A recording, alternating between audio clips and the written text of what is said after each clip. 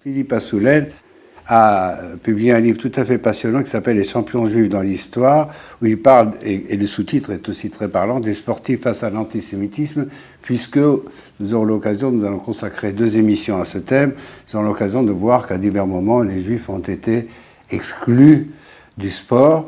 Mais votre livre commence par une réflexion très intéressante et une préface du psychanalyste Philippe Grimbert sur le fait qu'au fond, les juifs, je disais qu'ils étaient jetés du corps. On a l'impression que les juifs, c'est uniquement la spiritualité, l'âme, etc.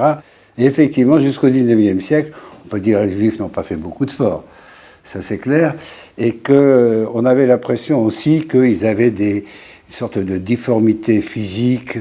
Alors, il y a le psychanalyste et vous-même, vous parlez longuement de ce qu'on a discrédité le corps juif chez beaucoup d'auteurs, et notamment à travers le nez. Alors, au début, il y a sur le nez juif des choses absolument extraordinaires. Vous pouvez vous parler de ça? Tout à fait. Alors, effectivement, ça me permet de rebondir sur le corps, puisqu'en fait, le corps va traverser toute l'histoire du livre. C'est-à-dire que l'histoire des champions sportifs vont être un prétexte pour raconter l'histoire du corps. Le corps, c'est l'histoire d'un cycle, et comme le dit Philippe Grimbert, qui a eu la gentillesse et l'honneur de préfacer le livre, parle du corps avec un double sens. Le corps comme une enveloppe charnelle, le corps en action, le corps du désir, et le corps inerte, le corps immobile.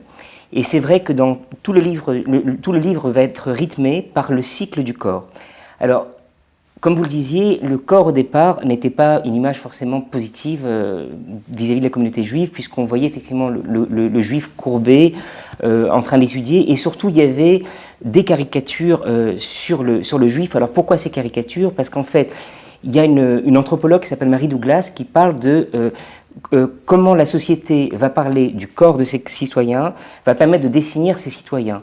Et en caricaturant le juif, en lui donnant une image négative avec un grand nez, on va faire en sorte que le juif va sortir de la citoyenneté. Et donc, l'idée de beaucoup de sociologues, c'était de caricaturer le juif et notamment d'insister sur le nez juif. Alors là, on découvre des choses absolument inattendues. D'une part, on va en reparler tout de suite, c'est la concomitance entre la naissance du sionisme et la naissance du sport, et ça n'est pas par hasard. Et d'autre part, que les premiers sportifs juifs ont été des juifs hongrois, que la Hongrie joue un rôle extraordinaire jusqu'aujourd'hui encore en ce qui concerne les sportifs juifs et les champions, et que les premiers champions olympiques de natation ont été des juifs, et notamment un juif hongrois, qui est, on peut dire, le premier juif qui a vraiment brillé dans le sport, qui s'appelle Hayos. Alors parlez-moi un peu de Hayos, c'est une vie extraordinaire, c'était pas son vrai nom.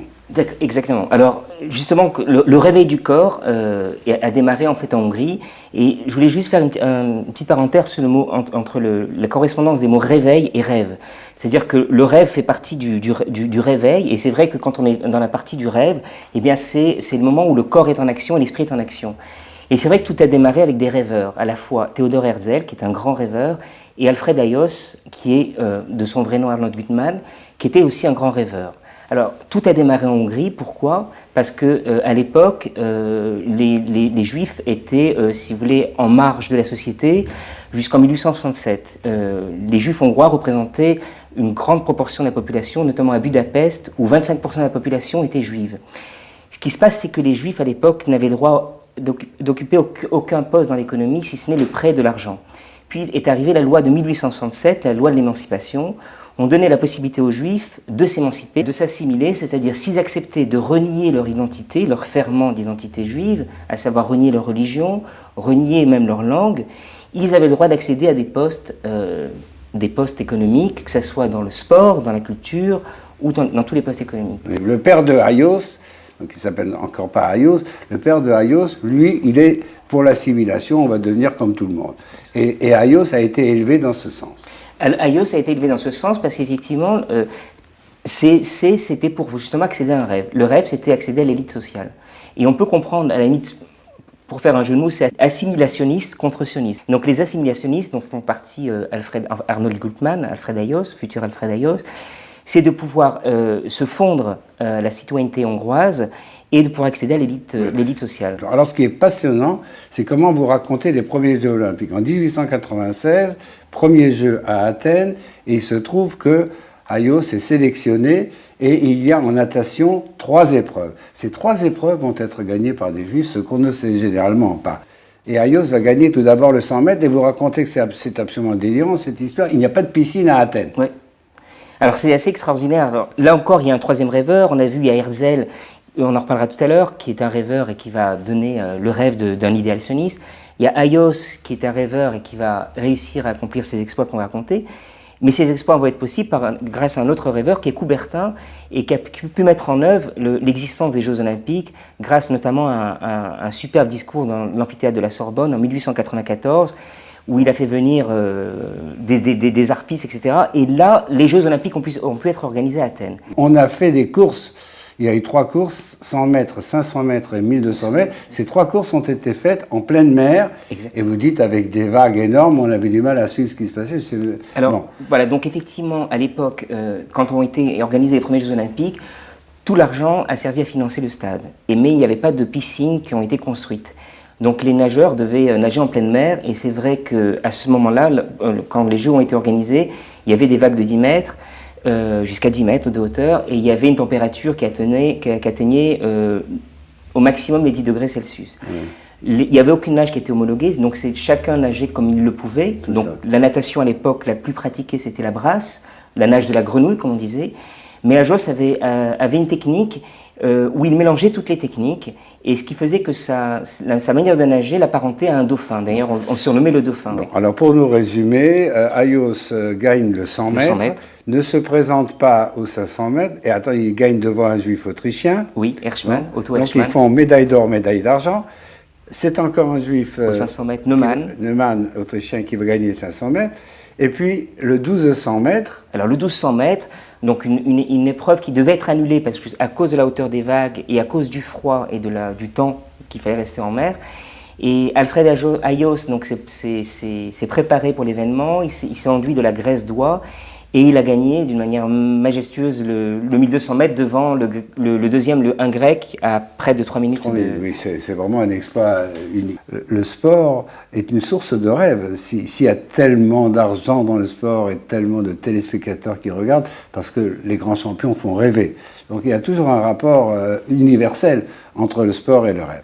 Et donc, Herzl, il y a cette concomitance extraordinaire. Quand il a entendu qu'il y avait des Jeux Olympiques, ça l'a fait réfléchir, et les victoires de Aios vont l'impressionner, et il va dire qu'il faut maintenant que les Juifs entrent aussi dans ce monde, et qu'ils entrent dans le monde du corps, qu'ils entrent dans le monde du sport, qu'ils entrent dans le monde de la vigueur, de la force, etc. C'est un des aspects tout à fait inconnu du sionisme, et son disciple Max Nordau va écrire des pages immortelles sur maintenant il nous faut des sportifs juifs. Dès la fin du 19e siècle, vont se créer des clubs juifs en Palestine. Tout à fait. Alors effectivement, pour faire rapide et synthétique, entre 1896 et l'avènement des champions olympiques de natation, il y a eu tous les discours sionistes en faveur du sport, et notamment Max Nordau, comme vous l'évoquez, qui dit qu'il faut développer le muscle juif, il parle de muscle juif. Et donc il y a eu une explosion, et en même temps un réveil de la conscience. C'est-à-dire, pour accéder à l'idéal sioniste, il faut réveiller son corps, puisque le nation est aussi en même temps un corps, et qu'un corps sans nation n'existe pas. C'est concomitant aussi avec avec la naissance, on peut dire, d'une agriculture juive, c'est-à-dire le retour à la terre, c'est aussi le retour au travail physique. Et tout à fait en même temps, naît l'idée qu'il faut développer mens sana in corpore sano, comme on dit, un esprit sain dans un corps sain. S-A-I-N, les Juifs étaient occupés d'un corps sain, S-A-I-N-T, maintenant on leur dit qu'il faut enlever le T et qu'il faut que ce soit un corps sain. Et puis d'un autre côté, le retour à la terre et des activités purement physiques. Petit à petit, on créera d'ailleurs des maccabiades, c'est-à-dire des jeux où participent des sportifs juifs de tous les pays. Et il y a une photo étonnante dans votre livre, qui n'en manque pas, une photo étonnante sur une ronde de motos. Oui. Pour faire la publicité de ces maccabiades, des motards ont fait des milliers de kilomètres dans le monde entier. Alors c'est assez impressionnant. Alors la naissance des Jeux Olympiques juifs, les Maccabiades, est née de Yosef Yekutieli, qui était impressionné par les Jeux Olympiques de 1928. Et il a dit il faut organiser une manifestation sportive où tous les Juifs du monde entier se rencontrent, et pour organiser des grands Jeux. Ce qui se passe, c'est qu'à l'époque, il n'y avait pas des médias, il n'y avait pas de moyen d'avertir l'ensemble du monde entier pour ces Maccabiades. Donc ce qui s'est passé, c'est qu'ils ont organisé une tournée avec des motards dans toute l'Europe pour avertir la bonne nouvelle et pour annoncer que les Jeux Olympiques allaient se produire dans l'ancienne Palestine qui deviendra l'État d'Israël. Donc en 1932 ont été créées les premières Maccabiades, grâce notamment à ces motards qui ont annoncé la bonne nouvelle dans le monde entier. Ce qui est assez passionnant, c'est de constater que les premières épreuves sportives qui ont eu lieu à travers tous ces clubs qui se sont appelés à Koach, à Bétar, et aussi où est né le Maccabi. Oui. Le fameux Maccabi, c'est lui qui a donné naissance au Maccabiades. Les premières courses, c'était pas des courses à pied, c'était des courses à cheval. Ça m'a beaucoup étonné. Oui, alors effectivement, le cheval était... je pense que ça exprime cette notion de liberté, d'indépendance que peut incarner aussi le juif. Et d'ailleurs, dans les premiers discours que faisait aussi Herzl, notamment devant les jeunes de Rehovot, eh bien pour célébrer la venue de Herzl, les jeunes de Rehovot venaient à cheval, et les premières compétitions, parce qu'au départ c'était les Jeux de Rehovot, les premières compétitions étaient effectivement des compétitions à cheval. Oh,